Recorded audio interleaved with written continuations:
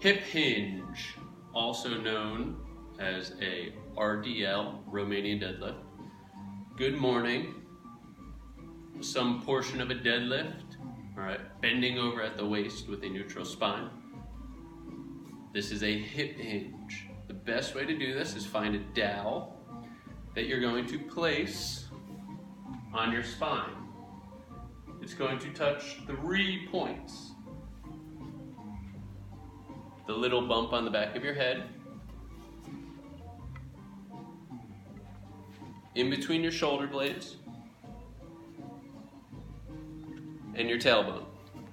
It will stay on those 3 points the whole time. From here, you're going to allow the knees to bend very slightly while pushing your butt backwards.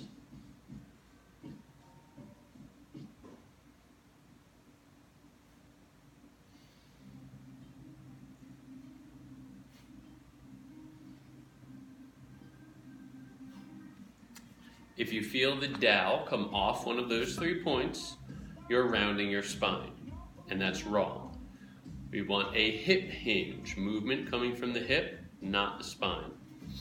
This is a hip hinge.